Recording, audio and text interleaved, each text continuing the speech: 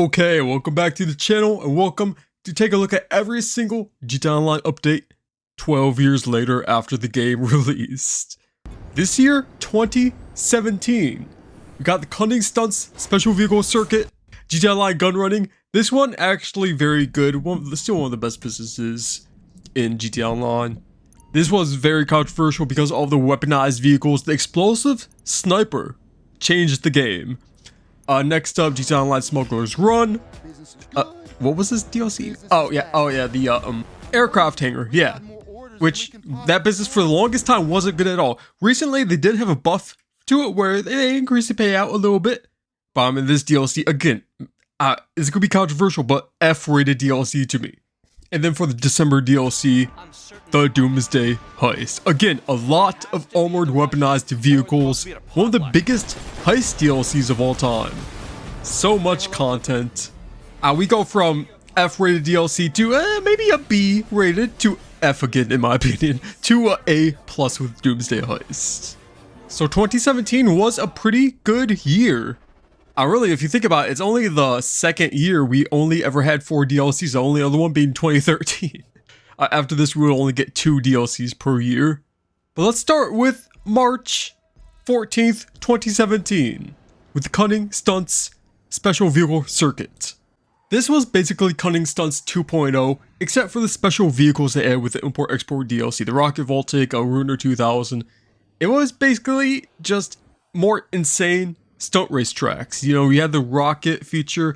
They added you could change vehicles in mid-air, so you'll be going off a jump in a regular vehicle, change into an airplane. It was kind of chaotic. These never really got the play time the original Cunning Stunts did. They were fun, but I think it was too crazy for most people. Maybe those tracks weren't as good either. They were kind of like meh tracks, to be honest. But I mean, it was fun for some time. Just again, if you like races, you probably liked this DLC. And putting some good use to the new vehicles they added with the Import-Export DLC, which really were pretty useless before this. Now you have a tiny, bigger use for it, stunt races. In this DLC, they added 20 new special vehicle stunt races, 4 new vehicles, only one on release day, the Progen GP1, which is a very good vehicle for the class. For the jet-fed vehicles, we have the Hijack Rustin, Pegasi Infernus Classic, and Grotti Turismo Classic. So, classic vehicle updates, actually, if you think about it. The Infernus Classic and Turismo Classic. The Turismo is still, I think, #1 in the sports classic category. Well, now they have the HSW version of this vehicle. So some okay vehicles right here. Some more changes with this DLC is that heist vehicles can now be purchased without actually playing the heist as before. So the Hydra got a massive boost. Everyone buying the Hydra now because you don't have to complete the heists. But yeah, this DLC pretty small, just some more races to be added with the game. And on June 13th, 2017, we got the gun running DLC. You thought you were making money before with the other businesses? This is even more insane. The second AFK money making method, the first one was Bikers DLC with all of those businesses. This one, going on top of that, but bigger and better. Higher payouts, faster, easier, more solo friendly. You don't have the UPS trucks you drop. Actually, wait, never mind about that. But this was also one of the first DLCs to add a map change. You have actual bunkers on the map now that are new in new locations. I had to remove some trees, some hills, and add these bunkers in. This was a huge change to the actual map. Everyone just thought this was so cool. Again, with these videos, I want to take a look at how we thought of it back in the day. And everyone thought this was amazing. Changing the map. They never did this before. This is insane. And the intro, the first time going into the bunker, it lifts up, huge animation, lifting up the ground, allowing you to go into your bunker. It is just so amazing to see that for the first time ever. This DLC was more focused on the military business side of things, a gun running, stealing some weapons, selling them for a good price, up in the Sandy Shores and Paleo Bay area. We got introduced to Agent. This DLC introduced 690 clothing items, 10 outfits, 138 masks, 4 hairstyles, 31 tattoos, and 16 new vehicles, most of them being weaponized vehicles. So on day 1, we got the BF Dune, the Bravado half-truck weaponized Tampa, The APC, this tank returning from the Battle of Gay Tony from GTA 4. The Hauler Custom, the Phantom Custom. Mobile Operations Center, this was the first of its kind right there. Now we have like 10 of them. The Oppressor, man, that is a huge, the Oppressor, first time ever it was added. The Flying Bike. Man, they wouldn't know what's coming with in 2018 and 2019 with Oppressor Mark II. We also got the aircraft trailer. And for the jet-fed vehicles, we got the Wagner, which I think top 3, even top 2 of the supercar category now.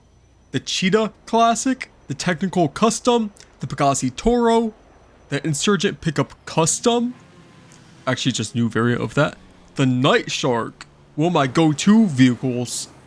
The Ocelot XA21 and the Ocelot Ardent. Most notably here is being the Wagner, of course. The Cheetah Classic, pretty good as well. Also, the Night Shark. And the Oppressor, again. So the Oppressor, very expensive, but very good too. This was, you thought the Oppressor Mark II was amazing for money grinding. This got a whole new level. PvP, massive boost with these flying around. It wasn't too crazy, you know. The missiles were the advanced ones, so they, if you got locked on, dude, you're pretty much done with. Even in a fast jet, you're pretty much done with. But it was fun, it was fresh. We wouldn't know what was coming years down the line. The Night Shark, we needed this added in this DLC with the Oppressor and the Hydra. This can now withstand 20 homing missiles. Half bulletproof on the windows. One of the best off-roading vehicles. So the Night Shark, I honestly think it might be underrated now. I think a lot of people forgot about this vehicle. We also got some new bunker-themed adversary modes and mobile operation missions, which I don't think anyone has ever completed. But another huge thing, we got Weapons Mark II. So if you didn't care about the money, you could actually change it so you're developing actual weapon parts, which will give you access to Mark II, but also the Mark II customizations, including the explosive sniper rifle. It's basically a huge buff to every single weapon in the game that had the Mark II variant after this. On this update, it only added 6 of them, but we would get a lot more later down on the line. But the Heavy Sniper Mark II adding the explosive bullets, armor penetrating bullets, even the night vision, you could not escape this. I was a pretty big person in the PvP community around this time, 2014 to 2017, maybe I was in the racing more, but now I made some friends, we're into PvP, you cannot escape this at all. Everyone was using it. Going to first person, that was a little tip, going to first person, you can move faster, dodge the other person's bullets, and if you had the explosive, yeah, you were done with. Oh yeah, you also got the ballistic equipment. So the gun running DLC, it was fun. Very, very good money. If you are looking for like maybe a first or second ever business, gun running, the bunkers is probably the one I would say to go with. The Jet Fed lasts until August 22nd, 2017, and on August 29th, we would get Smuggler's Run, aka the aircraft hangar update. This finally giving you access to be able to buy a hangar in Fort Zancudo and the LSIA airport. If you get in Fort Zancudo, you could actually go in. You no longer get the police on you when you go in Fort Zancudo, so that was a major point of buying that one. That would also be its own business as well. Basically a copy and paste of CEO crates, except much, much worse and flying multiple planes. If you were doing this solo, okay, it wasn't bad with other people, but solo, sometimes sourcing supplies, you normally get one, but sometimes you will get 2 or a very slow airplane with crazy accurate NPCs chasing after you. But when you sell, this is the most important thing. When you sell it, even if you sell maybe 25% full, you will get 3 planes, 3 slow planes, right? So unless you have another helicopter or plane or a Press Mark II to spawn right after, and normally it won't spawn because you're in the middle of nowhere, you never finish it, okay? This was why it was so bad. It didn't make much terrible money, you know? It wasn't as good as CEO Crate, so why would you even go for this anyways? But I just am not a fan at all of this DLC. Let me know what you guys think in the comments, but I was never a fan of this, still am not, even after the pay buffs. which that just shows you how bad this actually was, is that they had to buff the pay, well, I think 2 times now. With this DLC, they added 300 clothing items, 41 outfits, 214 masks, 34 tattoos, and 19 new vehicles. The Buckingham Alpha Z1, the Gradi Vizoin, probably mispronounced that, based off of a Ferrari, LF22 Starling, Mammoth Tula, the Nagasaki Havoc, the Ultralight, that is the paraglider plane, the V65 Molotov, which was actually a very good vehicle if you got used to how it drives, the Vapid Ratine, and the Rogue. And the Dreadfed vehicles, the Rapid GT Classic, RM10 Babushka. Man, this was a vehicle when it launched, the Babushka. Controversial because I don't think it had too much armor. It really exploded very easily. It did have the weapon tray, so when you open the tray on the bottom, it drops out bombs, so that was pretty unique. The Howard NX25, the Mammoth Mogul, the Buckingham Pyro, which it doesn't have explosive ammo, but it can compete with the Hydra and the Laser. This vehicle, very good for PvP combat in the air. Also considering that it's more maneuverable, smaller, even faster. The Western Sea Breeze, the Vigilante, which was released with the October mini update on Halloween. This one of my favorite go-to vehicles, just for fun and free mode. Also one of the fastest in the whole game still. This basically having the same exact homing missiles that the Oppressor has, the advanced Mark II homing missiles, if you want to call them that, where they are crazy accurate. The P45, the Coil Cyclone, and the FH1 Hunter returning from San Andreas and Vice City stories. And with this DLC, you can now purchase the Laser. And the one adversary mode with this DLC was Motor Wars, a pretty decent adversary mode, I will say. 2017 is around the time where people started to not really like adversary modes too much. They were getting kind of boring, even though Motor Wars was pretty fun. They didn't pay that much because less people were playing them, so yeah. But the biggest DLC of 2017, the Doomsday Heist. Introducing the facility that gave you access to the Doomsday themed heists, which were also apparently some cut missions from story mode, including the long awaited jetpack. So Lester, the OG, returns in this DLC with us to take on Avon Hertz. Does he look kind of familiar to Elon Musk? Is that you? Yeah, Rockstar was already at it way before any of the real controversy that happened with Elon Musk, but here we are in 2017, facing him on, and at the end, spoiler alert, we do take him out. I don't know if I can say it on YouTube. Basically, a nuclear war type scenario, the Doomsday Heist. It was fun. It was very, very creative on Rockstar's, and I gotta give them credit. Where credit's due is because this was very fun missions. You cannot do it solo. You had to have other people, 4 people.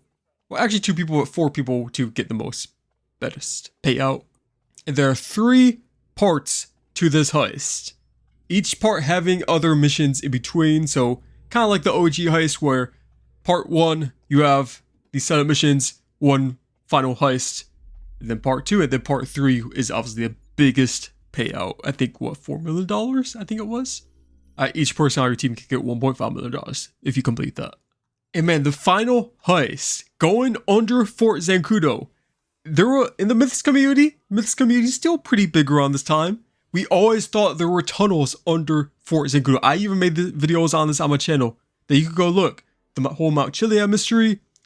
Rockstar pretty much puts an end to it, but they kind of let some secrets out, you know, hidden underground tunnels in Fort Zancudo. That's kind of what the mural was about, the actual tunnels. Jetpacks. We always wanted jetpacks. We always thought jetpacks were in the game somehow, hidden in the files. And technically they were hidden in the files, but now we actually have them. We steal them at the end of the Doomsday Heist Act 3, and we get to buy them. We end up flying out from the Mount Chiliad bunker, taking down Avon Hertz. It was so much fun. If you guys haven't played this, I would totally recommend playing it. You get some cool money. Also, the story is just so interesting, so funny. And this was the biggest DLC up until this point, even beating the Heists DLC. We also got 200 clothing items, 65 outfits, 123 masks, 30 tattoos, 26 face paints, 7 weapons. Now here we have the double action revolver. RDR2. Red Dead Redemption 2 was announced the year before, and we finally had a release date. Fall 27. Fall 2018. Yeah. It was never fall 2017, was it? No. Not even spring 2017. No. Couldn't be Rockstar delaying stuff. But this was a cool little event where you could go on a little mini treasure hunt, find the double action revolver. And it was a nice Easter egg to Red Dead Redemption. And if you did collect this weapon, you get some extra payout, $100,000. And you do unlock it in Red Dead Redemption 2. All the other weapons being Mark II variants of other weapons we already had in the game. 30 new vehicles. 10 weaponized, 15 regular vehicles. We got the Buckingham Aquila, which was one of the first helicopters to have off the radar. If you press right on the stick, you go off the radar. People on the minimap cannot see you. Even if you are doing missions, they can't see you. It's still one of my favorite helicopters. The agility of this is unmatched. You can really easily dodge any missile with this, even the advanced home missiles. But also, off the radar was so useful for missions and free mode grinding. But still, in 2017, we didn't have access to private session grinding. We still had to do everything in public sessions.